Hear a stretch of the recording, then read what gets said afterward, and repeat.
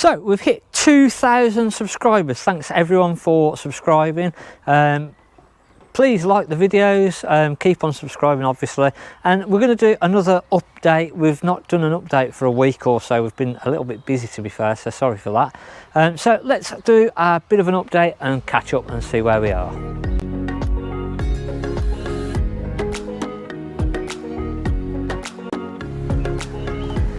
So as I say, we've got to the 2,000 subscribers. We now need to try and hit 3,000, so keep subscribing. We want to try and get as many likes on the videos as well, so can we get 100 likes? If you're liking the video, hit that like button. We want to try and hit 100 likes on this video.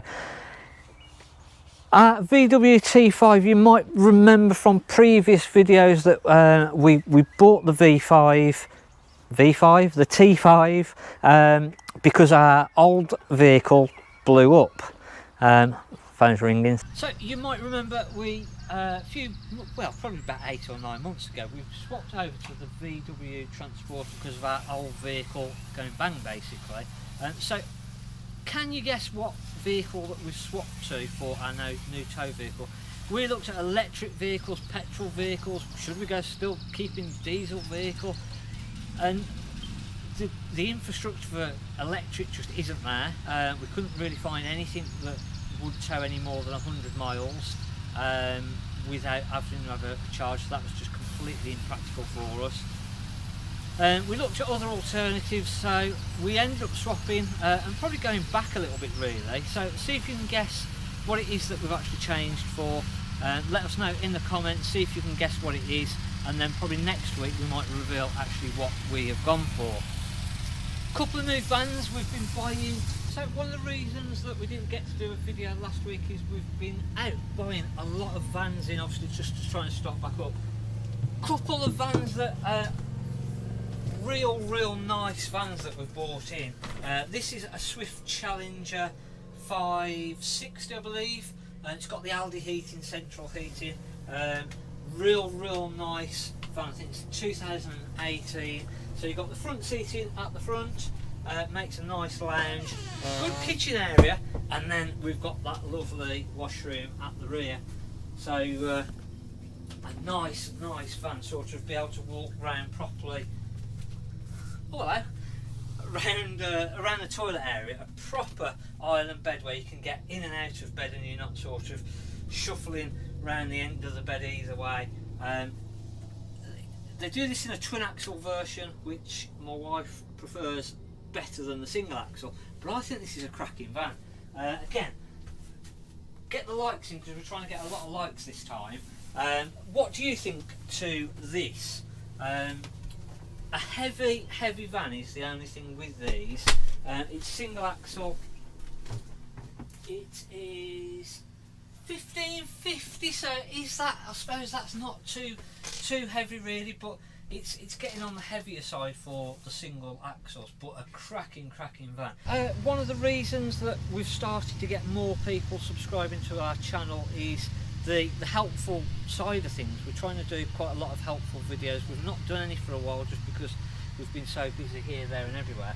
But one thing that we come across a lot is when people get to site and they're having trouble with the mains electric, so they'll sort of get onto site and then they can't get the power working on the Caravan on the 230 volt side. Seem to have the 12 volt, but 230 isn't happening.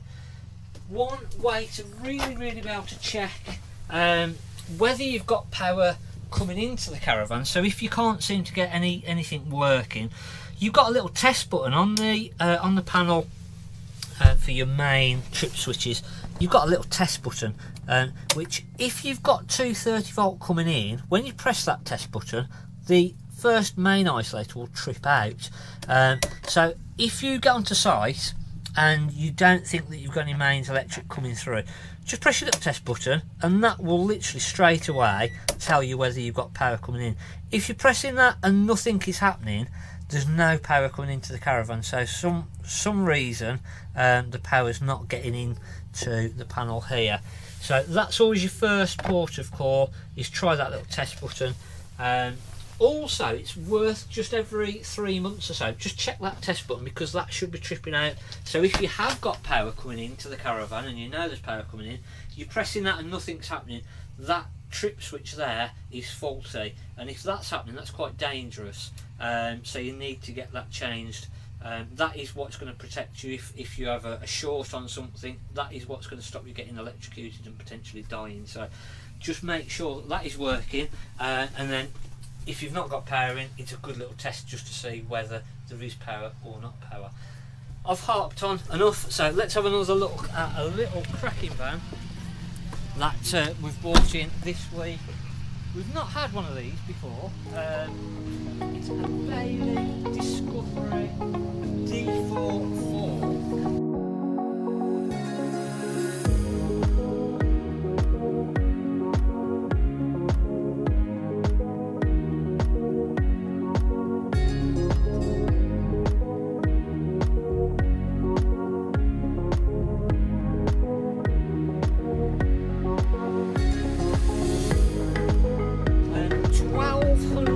6 kilograms.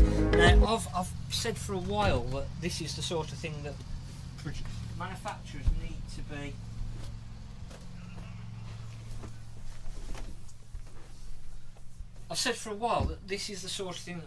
should be getting out there, the lighter family vans. The little Discoveries, I tell you what, I really like them. Funky interiors, cushions.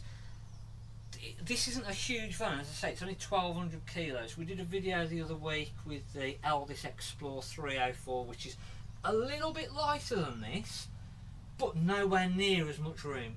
Look at that fixed bed. What a cracking fixed bed. And then just go and have a look in that washroom. The amount of space in that washroom is unbelievable.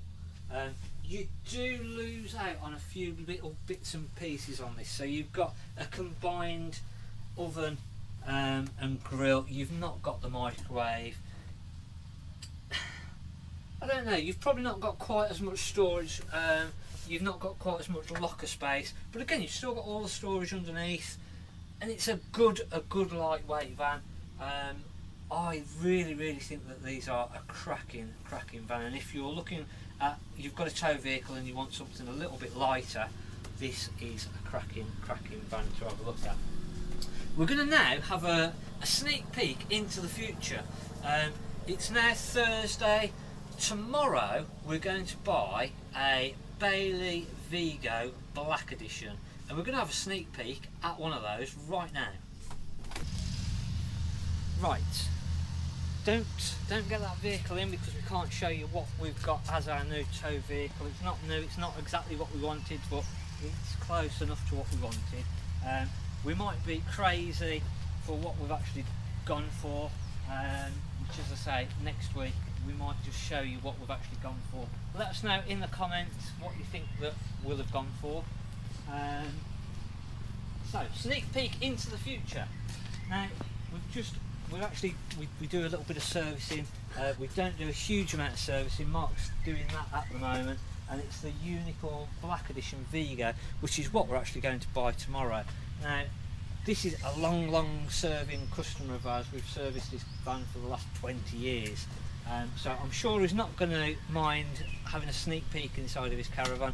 I might tell him, I might not, that we've been inside tramping around his caravan and having a good old look round. So let's have a look at what we are buying tomorrow. Now, Mr. Perks, the marks on the carpets, they were already there. It wasn't my fault, sorry. So this is the inside of the Unicorn Vigo Black Edition. Let me just see if I can put some lights on. Have we got any power? Why haven't we got any power? Right. Let's have a quick look. Again, I'm just going to check. Under the fridge. Under the fridge. I'm just going to check whether we've got any 230 volt coming in, and we've not. So I don't know whether his battery's no good. Mr. Perks, he normally goes on a site without 230 volts, so let me find out what is going on, and I'll put a little bit of lighting on because these look fab. Now the black editions, there wasn't a huge amount of difference to the standard unicorns, but just the, and this is one of the reasons, I'm pretty sure we've got lighting behind this, and I want to show you that. Some of the lighting features in this are cracking. Thought you were going to say crap then. Cracking. Not crap, cracking. Right then. Lights, camera, action. Let's have a look. Why is nothing working?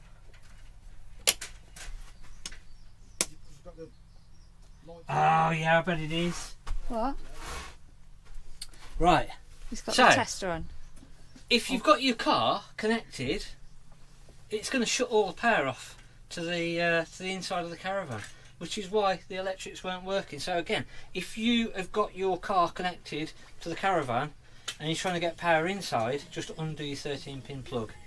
Turn that radio off before we get into trouble. So, as we were saying, funky backsplash, nice big kitchen area, a decent island bed. Obviously this is pushed in at the minute, so when it comes out, it's still a little bit tight, isn't it, that? But it's usable. I think that's where the Carrera, for instance, which is the rear bed layout of this, comes into its own with a slightly bit more room.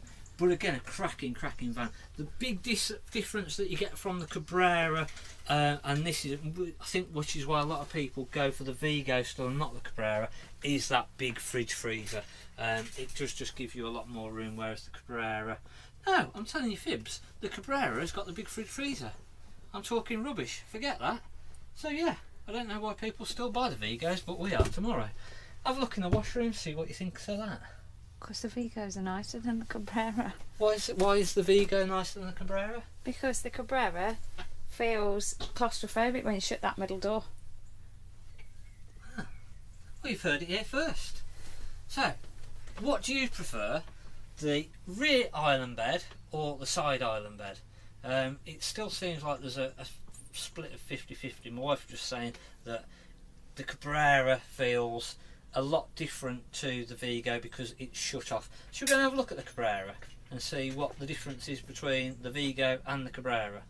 Haven't we just done that? No, because that was a Swift.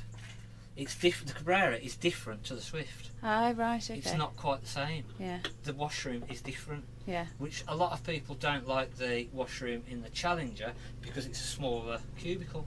Yeah. Whereas in the Cabrera you get a bigger cubicle. Right. Should we have a look at that?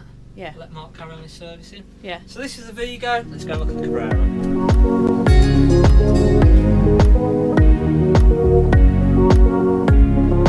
And poof, just like that, we're in the Unicorn Cabrera. Now, as I said, this isn't the black edition. I think the years were pretty much the same. Slight differences. Cabinets are slightly different. The feel at the front is very much the same. I'll just grab the phone. The Caravan plays. Yes, yeah, we do storage. Thanks, mate. So the feel at the front here is very much the same, and again, very similar on the kitchen. Very slight differences, just slightly different on the decor. I've got it wrong, and it is the bigger fridge freezer again. So fridge freezer is exactly the same, but this is where it all changes on the rear. My wife feels that this makes the van feel quite claustrophobic, having a big brick wall here, essentially. But what that does do then is it just swaps the way that the bed is around at the back, and it gives you that bigger washroom. Again, it slides in and out, so it makes it a little bit tight again as you slide this bed out. It still makes it a little bit tighter around the end of the bed.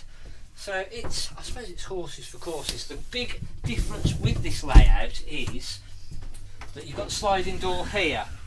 So if you've got people at the front of the van, you've got a central washroom, so people at the front can use the washroom, you can use the washroom, and you're not sort of walking past each other. So I suppose it comes down to how you're using the caravan yourself, to how it works, and what works best for you then.